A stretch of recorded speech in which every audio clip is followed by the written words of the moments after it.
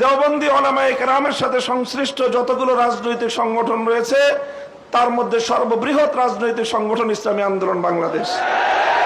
কাজেই সেই জায়গা থেকে ইসলামী আন্দোলন বাংলাদেশের দায়িত্ব সবচেয়ে বেশি। আলহামদুলিল্লাহ, আমি সাক্ষী দিচ্ছি লাখো জনতার এই মজমায় আমরা হযরত পীর সাহেব চরমনায় সৈয়দ রেজাউল করিম সাহেব হাফিজাহুল্লাহর মধ্যে সেই উদারতা এবং সেই আন্তরিকতা আমি প্রত্যক্ষ করেছি, আমি সাক্ষী দিচ্ছি। এই জন্য আমরা আশাবাদী আগামী দিনে ইনশাআল্লাহ আমাদের ঐক্য প্রতিষ্ঠিত হবে। এই জন্য আমাদের যেই কথা আমরা একমত সেটা হলো, আগে আমাদের উলামায়ে দেওবন্দের নেতৃত্বে যে সকল রাজনৈতিক সংগঠনগুলো পরিচালিত হচ্ছে আমরা আমাদের মধ্যে আমাদের ঐক্যকে আরো সংহত এবং মজবুত করব। ইতিমধ্যে আমির হেফাজত আল্লামা শাহ মুহিবুল্লাহ বাবুনগরী হাফিজাহুল্লাহর পক্ষ থেকেও আমাদেরকে সকল সংগঠনকে এই দাওয়াত দেওয়া হয়েছে। কাজী ইনশাআল্লাহ আমরা আশা করছি যে অদূর ভবিষ্যতে অনতিবিলম্বে আমাদের ঘরানার সবগুলো রাজনৈতিক সংগঠন আমরা সীসাতলা প্রাচীরের মতো ঐক্যবদ্ধ হব। এরপরে বাংলাদেশে অপর তিনটি ইসলামী ধারাকেও রাজনীতির ক্ষেত্রে আল্লাহর জমিনে ইসলামী হুকুমত কায়েম করার জন্য তাদেরকেও আমরা তাদের কাছে দাওয়াত নিয়ে যাব ইনশাআল্লাহ। সেটা হলো, একদিকে বাংলাদেশে আরেকটি অঙ্গন রয়েছে আহলে হাদিস সম্প্রদায় হিসাবে বিশাল একটা সম্প্রদায় বাংলাদেশে রয়েছে।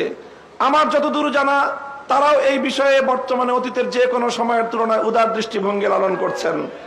ডক্টর আসাদুল্লাহ গালিব এবং মৌলানা আব্দুর রাজ্জাক বিন ইউসুফের নেতৃত্বে আহলে হাদিস ভাইয়েরা তারা রাজনৈতিক অঙ্গনে উলামায়ে উম্মতের সাথে উলামায়ে দেওবন্দের সাথে ঐক্য করার জন্য তারা প্রস্তুত রয়েছেন।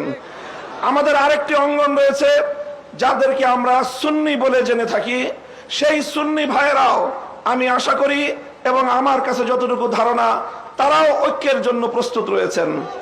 তৃতীয় যে আরেকটি গ্রুপ রয়েছে জামায়াতে ইসলামী বাংলাদেশ, যারা দীর্ঘদিন ধরে রাজনৈতিক অঙ্গনে আল্লাহর জমিনে আল্লাহর আইন বাস্তবায়ন করার স্লোগান নিয়ে যারা কাজ করছেন তাদেরকেও আমরা উদাত্ত আহ্বান জানাবো এবং তাদের কাছে আমরা দাওয়াত নিয়ে যাব।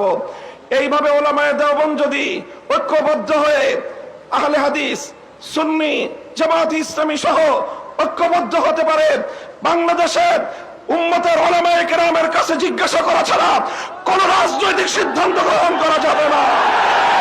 বাংলাদেশ ইনশাআল্লাহ আল্লাহর নিজাম অনুযায়ী চলবে, কোরআনী শাসন বাস্তবায়ন হবে ইনশাআল্লাহ। সেই দিন আমরা দেখতে পাবো, আমাদের হায়াতে আমাদের জীবদ্দশায় দেখতে পাবো। আমি আশা করি আগামী নির্বাচন হবে আমাদের জন্য সেই ধরনের বৃহত্তর একটি ঐক্য জাতিকে উপহার দেওয়ার মোক্ষম সময়। আমি আপনাদের সকলের কাছে দোয়া চাই যে এভাবে যেন আমরা আমাদের ভূমিকাগুলো পালন করে যেতে পারি।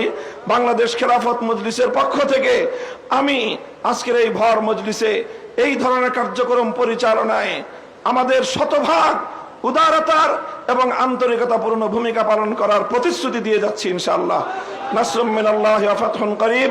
আসসালামু আলাইকুম ওয়া রাহমাতুল্লাহ।